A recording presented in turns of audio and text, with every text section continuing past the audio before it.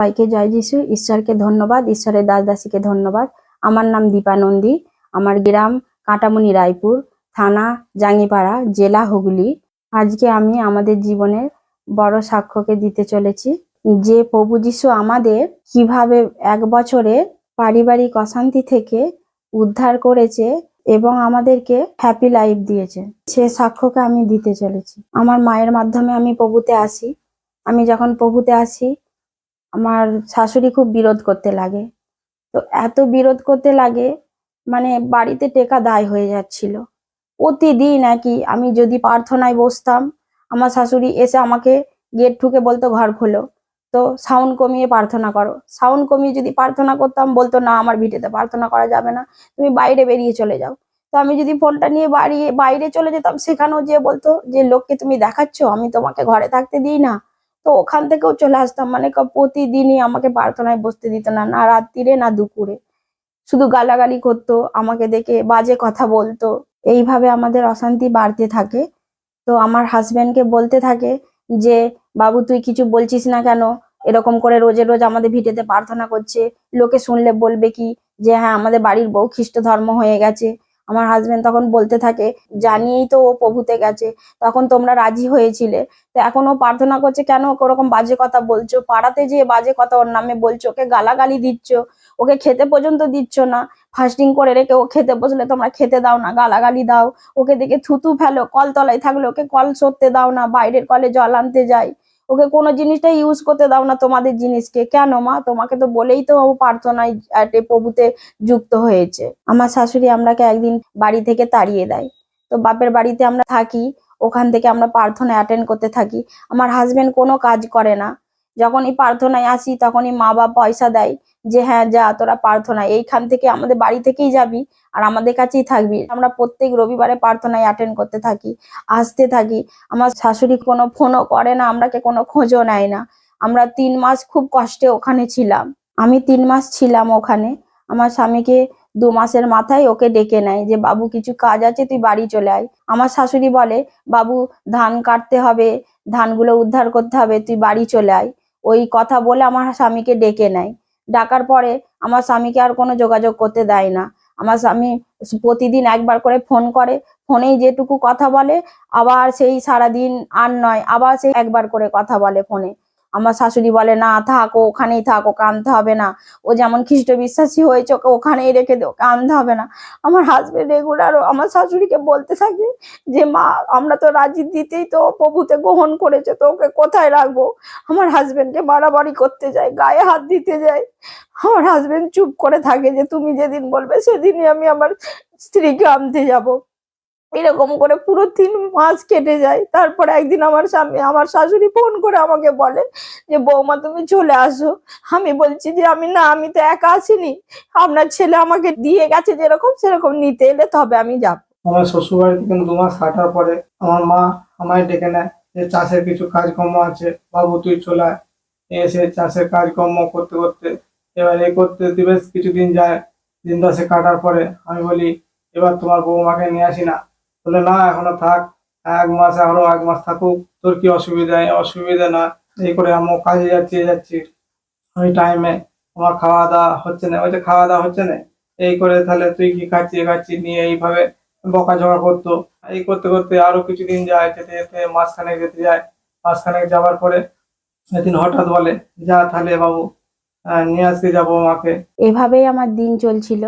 হঠাৎ একদিন আমার স্বামী সকালবেলায় 6:30 নাগাদ আমাকে ফোন করে বলে যে দীপা তোমাকে আমি আনতে যাব। আমি তখন বলি তুমি হঠাৎ আমাকে ফোন করে বলছো যে তোমাকে আমি আনতে যাব, তুমি আগে থেকে কিছু বললে না কেন? বললো মা আমাকে বললো কালকে যে বাবু যে বৌমাকে নিয়ে চলে আয়। আমি যে হঠাৎ তো কিছু বললে হবে না, তো আমারও কিছু ডিসিশন আছে, সেগুলো যদি তোমার মা যদি মেনে নেয় তাহলেই আমি যাব। তখন ওকে বলে যে তাহলে ফোনটা তুই সাউনে দে। উনি তখন ফোনটা সাউনে দিল। তখন আমি বলতে থাকি যে আমি প্রভুকে গ্রহণ করব, গ্রহণ করে যাওয়ার পরে আমি কিন্তু জগতের কিছু করব না, যদি রাজি থাকে তাহলে বলো, তাহলে আমি যাব। আমার শাশুড়ি তখন মিষ্টি মুখে আমাকে বলে যে হ্যাঁ বৌমা তুমি চলে আসো, আমি সব মেনে নেবো। দিয়ে আমার হাজবেন্ড মঙ্গলবারে যাই, আমি বুধবার এসে বাপ্তিস্ম গ্রহণ করি। তারপরে বৃহস্পতিবারে আমরা খাওয়া দাওয়া করে দুপুরে বাড়ি চলে যাই। বাড়ি যাওয়ার পরে সব ঠিকই ছিল, কিন্তু কেউ আমার সঙ্গে কথা বলেনি, কিন্তু সবই ঠিক ছিল। যেমন আমি আলাদা থাকি সেরকমই আছি, খাচ্ছি, করছি, কোনো অসুবিধা নেই। 4 দিনের মাথায় আমার হাজবেন্ড যখন কাজে চলে যায়, আমার শাশুড়ি আমাকে প্রচন্ড গালাগালি পাতে থাকে। এত গালাগালি পাচ্ছে মানে আমি বাড়িতে থাকতেই পারছি না। একদম 3 জনে মিলে এত গালাগালি পাচ্ছে, আমি বাড়িতে থাকতেই পারছি না। আমি বাইরে চলে গেলাম, বাইরে যে জায়গাটায় বসে আছি সেখানেও আমার শাশুড়ি গালাগালি পাচ্ছে। আমি ওখানেও থাকতে পারলাম না, আমি বাড়ি চলে এলাম। বাড়ি এসে আমার মাকে ফোন করলাম যে মা দেখো, আমার শাশুড়ি ওই বলে আমাকে ডেকে নিয়ে এলো, আমার শাশুড়ি আমাকে আবার আগের মতো গালাগালি দিচ্ছে, জ্বালাচ্ছে। আমার মা বললো যে কি জামাই নেই? আমি বলছি না মা, ও কাজে গেছে। বললো তাহলে জামাই আসুক, তাহলে জামাই এলে জামাইকে বলে তারপরে তুই আমরা যাচ্ছি, বা জামাই কি বলছে শোন। আমার হাজবেন্ড যখন এলো, আমি ওকে বললাম দেখো মা এই বলতে থাকছে, গালাগালি পাচ্ছে, আমাকে প্রার্থনা করতে দিচ্ছে না, নোংরা নোংরা কথা বলছে। ও বলছে দাঁড়াও না, এই এখন তো রাগে আছে, ঠিক পরিবর্তন হয়ে যাবে, আর কিছু বলবে না, আমি যাচ্ছি বলছে। ও যখন বলতে যায় ওকে ঝেঝে মেজে এলো, এই 1 চড় মারতে যায়, এই 2 চড় মারতে যায়। ওকে আমি ডেকে নিলাম যে ছেড়ে দাও, ঠিক চেঞ্জ হয়ে যাবে, আজকে নয় কালকে ঠিক চেঞ্জ হয়ে যাবে। কিন্তু কাজে গেলে আমার সঙ্গে আমার শাশুড়ি এরকম ভিদ করতো, এত ভিদ করতো মানে আমি বাড়িতে থাকতেই পারতাম না। রান্না করে নিয়ে লোকের বাড়িতে যেয়ে বসে থাকতাম আমার শাশুড়ির ভয়ে। এভাবে আমাদের জীবন কন্টিনিউ 6 মাস চলে। আমার শাশুড়ি হঠাৎ একদিন ঝগড়া করে আমার হাজবেন্ডকে আর আমাকে বাড়ি থেকে বার করে দেয়। দিয়ে আমরা যখন ব্যাগ নিয়ে সবকিছু জিনিসপত্র নিয়ে বাইরে যখন বেরিয়ে যাই, আমরা চলে যাব বলে, তখন আমাদের পাড়ার লোক আমরাকে আটকায় যে হ্যাঁ বারবার শুধু এরকম করতে থাকবি, বউটাকে আর তোর ছেলেকে, একটাই তো ছেলে একটাই তো বউ, কেন করতে থাকবি? তোকে তো জানি সবকিছু করেছে, সবাই যদি মেনে নিচ্ছে তুই কেন পারবি না? এবার পাড়ার লোককে আমার শাশুড়ি গালিগালা দিতে থাকে যে তোমরা যেহেতু আটকাচ্ছ আমার বউ আর ছেলেকে, তাহলে তোমরাই রাখবে, তোমরাই খাওয়াবে। দিয়ে পাড়ার লোক বলে হ্যাঁ তাই খাবো। পাড়ার লোক খুব বিরোধ করতে থাকে, বলে আমার শাশুড়ি একটু নর্মাল হয়ে গেল, বলে আমরাকে ওখান থেকে ঘুরিয়ে নিয়ে এলো। দিয়ে সেই রাতটা কেটে গেল। দিয়ে তারপরের দিন আমার শাশুড়ি সেই সেম টু ঝগড়া করে আমরাকে তাড়িয়ে দেয়। দিয়ে টানা যে বাপের ঘর আমরা 1 সপ্তাহ আবার ছিলাম। দিয়ে 1 সপ্তাহ পর আবার আমরা, আমার শাশুড়ি আমার মায়ের কাছে ক্ষমা চেয়ে, আমাদের কাছে ক্ষমা চেয়ে আবার ডেকে নিয়ে আসে। ডেকে নিয়ে এসে ঠিক দিন 10 আবার চলছিল, দিয়ে আবার ওরকম করতে থাকে, সেই একই ব্যাপার। আরো যেন বেড়ে গেল, আগের থেকে যেন আরো বেড়ে গেল। মানে আমার শাশুড়ি সকাল থেকে যতক্ষণ না রাত 12টা বাজতো আমার শাশুড়ি ঝগড়া থামাতো না, এত ঝগড়া করতো আমার হাজবেন্ডকে। আমি তখন বলতে থাকি, আমাদের পাশেই আমার শাশুড়ি থাকে, আমার শাশুড়িকে আমি বলি যে আপনার ছেলে কাজ থেকে এসেছে, মা চুপ করুন না, কালকে তো আবার সেই 5:30টায় কাজে যাবে, তো একটু ঘুমোতে দাও না, আমার বাড়ি, তোদের যদি ইচ্ছা হয় থাক, নইলে বাড়ি থেকে চলে যা।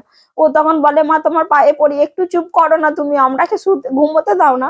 আমার শাশুড়ি আরো জোরে জোরে চেঁচাতে লাগতো, আরো জোরে জোরে কথা বলতে থাকতো, আরো গালি গালাই দিতে থাকতো। আমার হাজবেন্ড আর আমি বিছানায় বসে বসে কাঁদছিলাম। দিয়ে আর বলছিলাম যে হে প্রভু, আমাদেরকে এই ঝগড়া অশান্তি থেকে উদ্ধার করো। এভাবে আমাদের জীবন 1 বছর চলতে থাকে। আমি তো প্রভুতে জুড়ে থাকি, আমার হাজবেন্ডকে আমি সুসমাচার দিতে থাকি যে ওখানে গেলেই আমরা সব বিষয়ে উদ্ধার পাবো। আমি যখন নিয়মিত ধামাস মণ্ডলীতে আসতে থাকি, সাক্ষ্যকে দেখতে থাকি, আমারও বিশ্বাস বাড়তে থাকে যে এই ধামাস মণ্ডলীতে এসে আমিও উদ্ধারকে পাবো। আমি যখন ধামাস মণ্ডলীতে প্রার্থনায় আসি, বসে সাক্ষ্যকে দেখি যে এক দিদি সাক্ষ্য দিচ্ছে, তার হাজবেন্ড বিরোধ করতো, খুব বিরোধ করতো, তাকে প্রার্থনায় আসতে দিত না।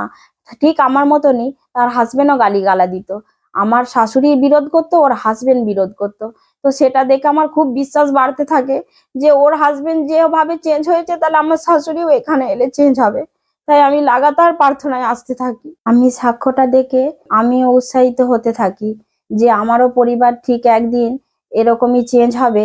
এই ধামাস মণ্ডলীতে জুড়ে থাকলে আমার পরিবারও একদিন চেঞ্জ হবে, আমার পরিবারও শান্তি খুশি আসবে। আমি বিশ্বাসে প্রার্থনায় আসতে থাকি। তারপর হঠাৎ একদিন মণ্ডলীতে ঘোষণা হয় যে পরিবার সহ ঈশ্বরের দাস লেহেন করবেন। সেদিনও আমরা প্রার্থনায় আসার জন্য প্রস্তুতিতে নিই।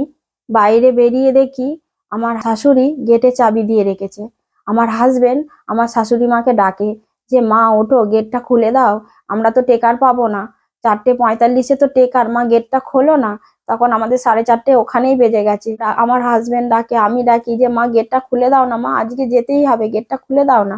দিয়ে আমি ফোন করতে থাকি আমার শাশুড়িকে আমার হাজবেন্ডের ফোন থেকে যে মা গেটটা খুলে দাও না, আজকে খুলে দাও না মা, আমরা প্রার্থনায় যাব। তো আমার শাশুড়ি কোনো সাড়া দেয় না। ওখানেই আমাদের তখন বেজে যায় পুরো 4:42 বেজে যায়। তখন আমার হাজবেন্ড বলে যে দাঁড়ি থেকে লাভ নেই দীপা, সাইকেলে তো দেবে না, সাইকেলে তো নিয়ে যেতে দেবে না, অতটা দূর কি করে যাব আমরা, তাহলে চালে ওই ছোট গেটটা দিয়ে আমরা টপকে চলে যাই। তো আমার হাজবেন্ড টপকে পড়ে, আমি কিছুতেই টপকাতে পারি না, দিয়ে ঝাউক মা করে উঠে নিয়ে আমি পড়ে যে আমার হাঁটু পায়ের হাঁটু হাতের হাঁটু ছিঁড়ে যায়। ছিঁড়ে যাওয়ার পরে ওই রক্ত পুষতে পুষতেই আমরা ছুটে ছুটে ছুটে ছুটে ছুটে ছুটে ছুটে ছুটে যাচ্ছি, অনেক দূর যাচ্ছি, অনেকটা যেতে হবে আমাদের যেখানে টেকার স্ট্যান্ডটা। তো প্রথম টেকারটা আমাদের ছেড়ে যায়, আমরা ওখানে বসে থাকি আর ওখানে কান্না করতে লাগি। তারপরে আসে 5টার টেকারটা। 5টার টেকারটা এসে যখন হরিপালের স্টেশনে আসি, তখন আমাদের প্রথমকার ট্রেনটাও চলে যায়, দিয়ে আমরা ওখানেও বসে কান্না করতে থাকি। দিয়ে তারপরে তৃতীয় ট্রেনটা এলো, সেই ট্রেনটাতে এসে আমরা মণ্ডলীতে যখন ঢুকি তখন পুরো 9টা বেজে গেছে। আমরা সেই প্রার্থনা বহু কষ্টে অ্যাটেন্ড করি। ঈশ্বরের দাস যখন লেহেন প্রার্থনা করার জন্য ডাকেন, আমার হাজবেন্ড আর আমি লেহেন প্রার্থনার জন্য সেই লাইনে দাঁড়িয়েছিলাম। আমি সেই সময় খুবই ভেঙে পড়েছিলাম যে কি হবে আমি এখান থেকে বাড়ি গেলে কি হবে, আর কি বলবে আমার শাশুড়ি, যদি সত্যি 9টা বেজে যায়, সত্যি কি আপনাকে বাড়িতে ঢুকতে দেবে না? আমার শাশুড়ি বলেছিল যে 9টা বেজে গেলে আর বাড়িতে ঢুকতে দেবে না। তো আমি সেই লাইনে আমি দাঁড়িয়ে খুব কান্না করছিলাম। আমি সেই লাইনে দাঁড়িয়ে যখন কান্না করছিলাম, তখন ঈশ্বরের দাস জিজ্ঞাসা করলেন, তুমি কাঁদছো কেন? তখন আমি ঈশ্বরের দাসকে বললাম যে আমার শাশুড়ি খুব বিরোধ করে। তখন তিনি বললেন, প্রার্থনা আসতে থাকুন, পরিবার চেঞ্জ হবে। कभी तूने किसी से न कुछ मांगा, कभी तूने किसी से न कुछ न चाहा, कभी तूने কি হচ্ছে কি न कुछ मांगा। ও কোথায় বাড়ি প্রার্থনা আসতে ছাড়লে হবে না, ঠিক আছে? হ্যাঁ, তো চেঞ্জ হবে শ্বশুরে, হ্যাঁ, পরিবার চেঞ্জ হবে, সব চেঞ্জ হবে। Pray in the name of the Jesus. तूने जो এবং ঈশ্বরের দাস আমার মাথায় হাত রেখে প্রার্থনা করে। সেই সময় যখন আমার প্রার্থনা করেন, তখন আমার শরীরে একটা কেমন অনুভব হচ্ছিল যে আমার শরীর থেকে যেন কি বেরিয়ে যাচ্ছে, শরীরটা এত হালকা হয়ে গেল, শরীর থেকে একটা গরম ভাব আমার বেরিয়ে গেল। তো মনে যেন যত দুঃখ কষ্ট ছিল, যা রাগ ছিল আমার মন থেকে, সব যেন বেরিয়ে গেল। দিয়ে আমি ওখানে প্রার্থনা করার পরে একটুখানি দূরে যে আমি পড়ে যাই, সারা 1 ঘন্টা মতো আমি ওখানে পড়েছিলাম। পড়ে যখন উঠলাম, যেন মনে হচ্ছে আমার অতীতের কথা সব আমি ভুলে গিয়েছি। সেই সময় যেন সকল বোঝা আমার জীবন থেকে নিমেষের মধ্যে গায়েব হয়ে গেল, আর আমি যেন নতুন জীবনকে পেলাম। প্রার্থনা শেষে আমরা বাড়ি ফিরে যাই। আমাদের বাড়ি যেতে যেতে 9টা বেজে গিয়েছিল। তো তখন আমার হাজবেন্ডকে আমি বলতে থাকি যে দেখো, আজকে বাড়ি গেলে মনে হচ্ছে মা আমরাকে কিছুই বলবে না। ও বলছে যদি ওরকম হয় তো ভালোই হবে, কিন্তু মনে হচ্ছে তো ওরকম হবে না। দিয়ে আমরা যখন বাড়ি যাই, পুরোই 9টা বেজে গিয়েছিল, সত্যি পুরোই 9টা বেজে গেছিল।